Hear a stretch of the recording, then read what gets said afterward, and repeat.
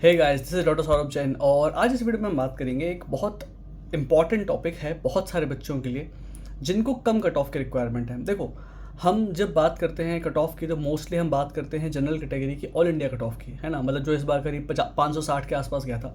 लेकिन पिछले साल भी ये प्रॉब्लम थी, मेरे पास बहुत सारे मैसेज आते थे और इस बार ये प्रॉब्लम है कि बहुत सारे बच्चों को कम कट ऑफ में काम चल जाएगा।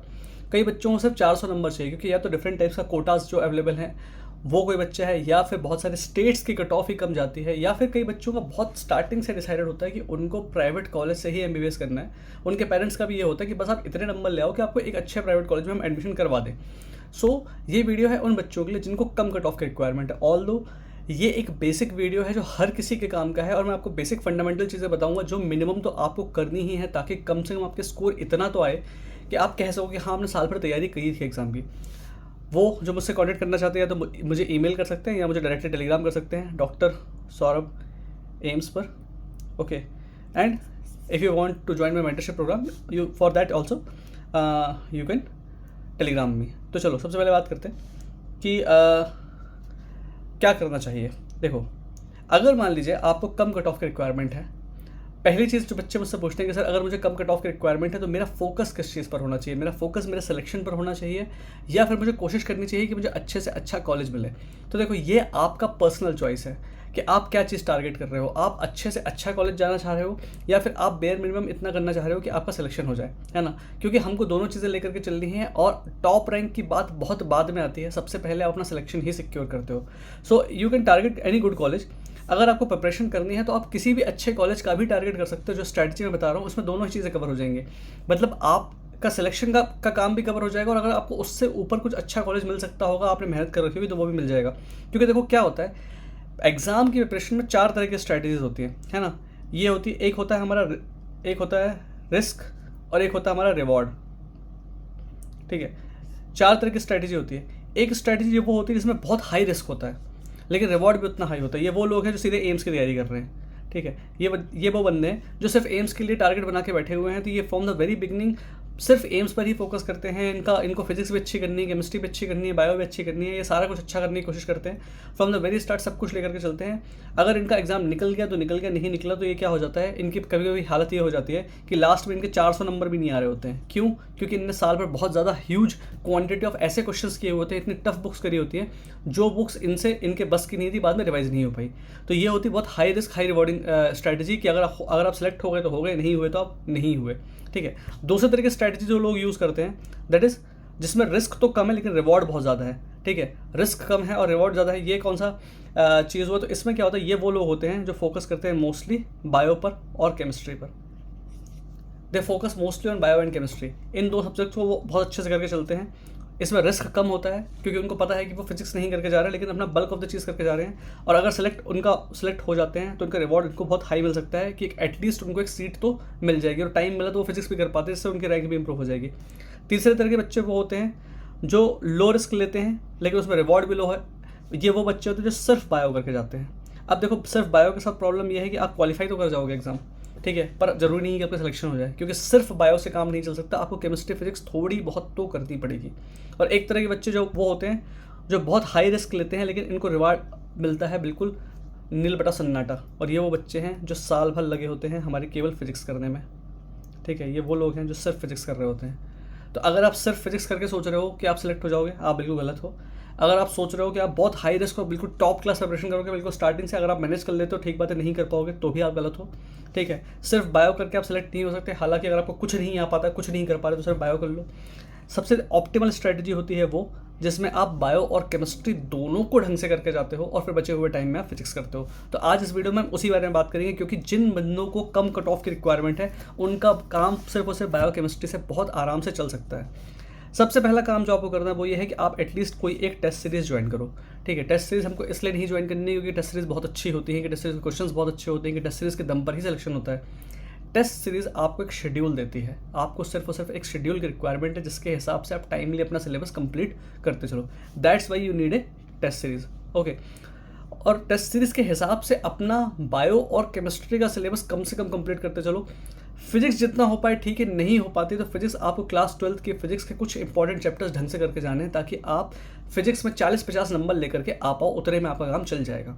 ठीक है, जो लोग भटकते हैं, जिनको कम कट ऑफ की रिक्वायरमेंट हो, जो भटकते हैं, सोचते हैं कि मैं ये भी कर लूँगा, उधर की फिजिक्स कर लूँ, इधर की फिजिक्स कर लूँ, और देखो क्या होता है, मार्केट में सबसे ज़्यादा फिजिक्स के बारे में ही चीज़ें मार्केट की जाती हैं। ठीक है, लोगों को समझाया जाता है कि फिजिक्स करनी है तो यहाँ से कर लो, इस टीचर की कर लो, ये अच्छी होती है, वो अच्छी होती है। ये सब उन पे अच्छा सूट करता है जिनकी बायो और केमिस्ट्री बहुत अच्छे से की हुई है।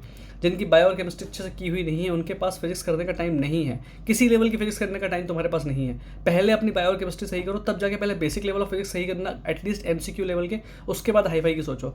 अगर स्टार्टिंग से तुम बहुत हाई लेवल ऑफ फिजिक्स पर पढ़े हुए और सोच रहे हो कि बायो और केमिस्ट्री बाद में कर लोगे, नहीं हो पाएगी। ठीक है, फिर देखो, जब कभी भी आपको तैयारी करनी है, ओवरऑल पहले स्ट्रैटेजी की बात करते हैं। तो अगर आप ओवरऑल सेलेक्ट होना चाहते हो, आपको कम कट ऑफ की रिक्वायरमेंट सेलेक्ट होना चाहते हो, सबसे पहले आपको बायो कंप्लीट करनी है। बायो आपका बल्क सब्जेक्ट है। बायो में कम से कम तुम्हें 340 नंबर का अपना टारगेट रखना है इजी पेपर में, क्योंकि बायो से अगर 340 आ गए, केमिस्ट्री से 100 नंबर भी तुम लेकर के आ गए तो तुम्हारे 450 नंबर के आसपास हो गया, सेलेक्ट हो जाओगे। फिजिक्स में मैं उम्मीद करके चलता हूँ तुम 30-40 नंबर निकाल लोगे तो ओवरऑल तुम 500 नंबर के आसपास पहुँच जाओगे, जो तुम्हारे सिलेक्शन के लिए बहुत अच्छे प्राइवेट कॉलेज के लिए सफिशिएंट इनफ है। जब आप टेस्ट सीरीज को फॉलो कर रहे होगे और हर 15 दिन में आपके टेस्ट हो रहे होंगे, ठीक है, या हर 21 डेज में मान लीजिए आपके टेस्ट हो रहे होंगे, उस समय क्या होगा कि उस समय भी आपको, जब आप टेस्ट की तैयारी कर रहे होगे, उस समय भी सीक्वेंस आपको यही फॉलो करना है कि हर टेस्ट के लिए सबसे पहले आप बायो कंप्लीट करोगे। अगर मान लो हर 15 दिन बाद टेस्ट हो रहा है, हर 14 डेज बाद टेस्ट हो रहा है, शुरू के 4-5 दिन का टाइम निकालो, पहले बायो अपनी कंप्लीट कर लो उस टेस्ट की, उसके बाद जाओ केमिस्ट्री पे अगले 4-5 दिन में, उसके बाद टाइम मिलता है तो जाओ फिजिक्स पर। अगर आपको टाइम नहीं मिल पा रहा है फिजिक्स के लिए, फिजिक्स आप छोड़ सकते हो, लेकिन बायो और केमिस्ट्री आप नहीं छोड़ सकते, ये आपको करना ही करना है। जब आप ये सीक्वेंस साल भर फॉलो करोगे तब आपकी बायो और केमिस्ट्री एटलीस्ट टाइमली कंप्लीट हो जाएगी, जिससे आपका सिलेक्शन हो जाएगा। फिजिक्स में मान के चलता हूँ कि आप थोड़ी बहुत तो कर ही लोगे हर एक टेस्ट के लिए, means physics you will be able to do somehow little bit. Okay, जब टेस्ट सीरीज आप कर रहे होगे तो आपको सेम सीक्वेंस फॉलो करना है कि वही बायो, फिर केमिस्ट्री, फिर फिजिक्स। ओवरऑल भी आपकी प्रिपरेशन में सबसे इंपॉर्टेंट है बायो, फिर केमिस्ट्री एंड फिर फिजिक्स। ओके, देखो, आपको बायो और केमिस्ट्री की प्रायोरिटी का मतलब मेरा ये है कि अगर आपको हर टेस्ट देने के बाद ये फील हो रहा है कि यार बायो बस हो सकती है, केमिस्ट्री नहीं हो पा रही, फिजिक्स नहीं हो पा रही, मुझसे बन नहीं रहा, मेरे हर टेस्ट में ही नंबर 30-40 ही आ रहे हैं, केमिस्ट्री में भी और फिजिक्स में भी, मुझसे नहीं हो पाएगी अगर बायो और फिजिक्स और केमिस्ट्री, और मुझे दिक्कत आ रही है, तो एटलीस्ट अपना पूरा focus from the very start bio पे शिफ्ट कर दो। कुछ मत करके जाओ साल भर और सिर्फ बायो करके जाओ।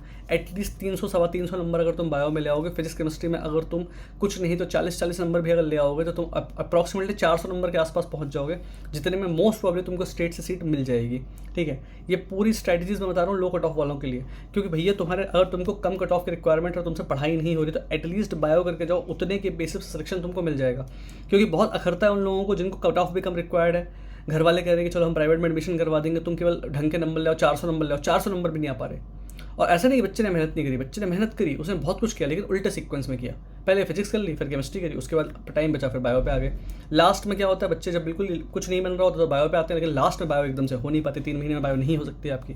ठीक है, फिजिक्स आपके 12th की अगर आप कर पाते हो बहुत अच्छी बात है, बहुत बढ़िया है। अगर आप 12th की फिजिक्स भी नहीं कर पा रहे हैं तो केवल कुछ इंपॉर्टेंट टॉपिक्स है जो अगर आप कर लेते हो उससे आपका काम चल जाएगा। चैप्टर्स जैसे आपके मॉडर्न फिजिक्स, ठीक है, सेमीकंडक्टर्स, रे ऑप्टिक्स, ठीक है, उसके बाद क्लास आपके 12th के और जो चैप्टर्स है जैसे आपके मैग्नेटिज्म हो गया, इलेक्ट्रोस्टैट्स हो गया, ठीक है, ये हो गए, और इसके अलावा आपके वेव ऑप्टिक्स हो गया, EM वेव्स हो गए, मतलब ऑलमोस्ट पूरी फिजिक्स। और क्लास 11th के केवल आपके बेसिक मैथ्स, वेक्टर्स और आपका ग्रेविटेशन, और अगर आप SHM कर पाते हो तो SHM, इतने से काम चल जाएगा। पूरी की पूरी मैकेनिक्स आप छोड़ सकते हो, आपका काम चल जाएगा। ठीक है, और खास करके जिनको कम नंबरों की रिक्वायरमेंट है उनको तो मैं सलाह दूंगा, या भैया जिनकी फिजिक्स बहुत वीक है उनको मैं सलाह दूंगा कि तुम पहले क्लास 12th की फिजिक्स पूरी कर लो, उसको करना आसान है, रिलेटिवली ईजी है। ठीक है, और अगर आपको if you think that in every test even after watching lecture and all you are not able to score, just shift to biology. जो कि मैंने पहले बोला कि अगर आपको टेस्ट देने के बाद ये फील हो रहा है कि आपसे फिजिक्स केमिस्ट्री नहीं हो पा रही है, छोड़ दो फिजिक्स केमिस्ट्री, पहले बायो पर आ जाओ। बायो आपकी टॉप मोस्ट प्रायोरिटी है। ठीक है, केमिस्ट्री में आपको सब कुछ नहीं करना है।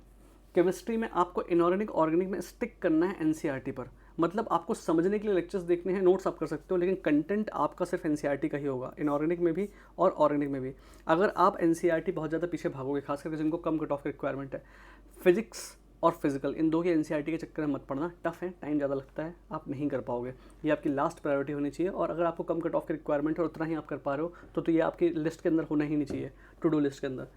सी सिंपल थिंग है, if you want to get selected you have to keep your preparation simple. आप बहुत हाई फाई चीज़ों के पीछे नहीं जा सकते। आपको अगर 400 नंबर 450 तक पहुंचना है, जितना मैंने बोला उतना कर लोगे, आपके नंबर आ जाएंगे और इतने नंबर आसानी से आ जाएंगे। मेहनत आपको भी करनी पड़ेगी। ये सिर्फ चीज़ें मैं इसलिए बोल रहा हूँ क्योंकि आपको अभी स्टार्टिंग में जब चीज़ें नहीं समझनी, कम से कम इतना मैनेज करो। अगर तुम बहुत इंटेलिजेंट हो और अगर तुमको लग रहा है कि ये तुमसे बहुत आसानी से हो जा रहा है, तो हर एक टेस्ट की फिजिक्स भी अच्छे से करते चलो, तो तुम्हारा नंबर अपने आप 550 के आसपास पहुंच जाएगा। लेकिन वो तुम्हारी लास्ट प्रायोरिटी है। इन दिस वे अगर आपको सिलेक्ट होना है, पहले आपको अपना सिलेक्शन सिक्योर करना है, 400 450 तक पहुंचो, उसके बाद तुम 550 तक जाओ। क्योंकि अगर आप बहुत हाई फाई के चक्कर में रहोगे, कहीं ऐसा ना हो कि फिर तुम्हारे वही 200 250 नंबर आए और फिर तुम सिलेक्शन नहीं ले पाओ। ठीक है, बहुत ज़्यादा टफ क्वेश्चन ऑफ फिजिक्स कभी नहीं करने हैं। जो लोग सोचते हैं कि बहुत ज़्यादा टफ क्वेश्चन ऑफ फिजिक्स करके सेलेक्ट हो जाएंगे, वो बहुत गलत सोचते हैं। ये मिथ कहाँ से आया है ये भी मैं आपको बता देता हूँ। जब भी कोई बच्चा एग्ज़ाम की तैयारी शुरू करता है नीट की, और जो एग्ज़ाम की तैयारी बहुत अच्छे लेवल की कर रहा होता है, वो पहले अपने बायो निपटाता है, केमिस्ट्री निपटाता है, फिजिक्स निपटाता है, और वो ये चीज़ें इतनी जल्दी निपटा लेता है कि उसके पास टाइम होता है कि वो एक्स्ट्रा टफ क्वेश्चंस कर पाता है जो उसको एक्स्ट्रा एज देते हैं। लेकिन ये उसकी भी प्रिपरेशन में सबसे लास्ट सीक्वेंस, उसका प्रायोरिटी उसकी होती है। लेकिन चूंकि वो हर बार अपने बेसिक चीज़ें जल्दी निपटा लेता है, वो टफ क्वेश्चन ऑफ फिजिक्स पे जा सकता है और वो टफ क्वेश्चन ऑफ फिजिक्स करता है। और वो बाद में अपने इंटरव्यूज में बोलते भी हैं बच्चे कि मैंने यहाँ से फिजिक्स करी थी। पर बच्चे क्या ये बात नहीं समझते कि पहले उसने बेसिक चीज़ें करी थी, उसके बाद वो टफ चीज़ों पे आया था। बच्चे सोचते हैं अच्छा टफ अगर हम ये चीज़ें कर लेते तो हम सेलेक्ट हो जाएंगे। No, you have to do basic things first, only after that you can go for tough things. So आपको फिजिक्स ये लेके नहीं चलना कि बहुत टफ क्वेश्चन करोगे आप सेलेक्ट हो जाओगे, ये केवल एक मिथ है। आपको प्रॉपर सिक्वेंस में ही फॉलो करना है। एंड दिसंबर तक आपका एक बार सिलेबस कंप्लीट हो जाना चाहिए, चाहे बायो का हो, चाहे आपकी केमिस्ट्री में जितना आप कर पाओ। फिजिक्स तो आप नहीं करोगे तो भी आपको चल जाएगा, लेकिन बायो एंड केमिस्ट्री इन दो का सिलेबस आपका दिसंबर तक पूरा हो जाना चाहिए, ताकि उसके बाद अगले 2 महीने आप टेस्ट दे सको और आप रिवीजन कर सको। बायो के फुल FST आप उसके बाद शुरू कर दोगे। So your main goal should be, जितना भी रटने वाला काम है पहले रटने वाला काम कंप्लीट करो, उसके बाद उसका रिवीजन करो, उसको परफेक्ट करो। 400-450 नंबर उतने में ले आओ। 450-500 नंबर तक भी आप पहुंच सकते हो और इतने की बेसिस पे अपना सिलेक्शन ले लो, ताकि आप इस लूप से बाहर निकल जाओ। ऐसा ना हो बहुत ज़्यादा अच्छा करने के चक्कर में आप यहीं की यहीं फंसे रह जाओ।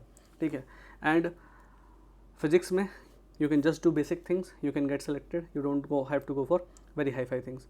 तो this was all about me from my side for जो वो बच्चों के लिए जिनको कम कट ऑफ की रिक्वायरमेंट है, क्योंकि बहुत सारे बच्चे ऐसे हैं, 50% से ज़्यादा बच्चे ऐसे हैं जिनको कम कट ऑफ से जिनका काम चल जाता है, क्योंकि बहुत सारों को प्राइवेट में एडमिशन लेना है। ये वीडियो बनाया गया है, मैंने बनाया है उनके लिए, ताकि भाई आप इस लूप से बाहर निकल जाओ। आप यहाँ पर बहुत हाई फाई और बिल्कुल एम्स दिल्ली के चक्कर में ऐसा ना हो कि आप हर बार सिलेक्शन से हाथ धोते रहो और ड्रॉप लेते रहो। If you want to connect with me, you can connect with me at doctor Saurabh AIIMS. ये मेरा टेलीग्राम आईडी है, या मुझे आप मेरे वेब पेज पे आप जाना, आपको यूट्यूब पेज पे जाना, आपको मेरा ईमेल आईडी मिल जाएगा। You can email me also. So bye bye, thank you.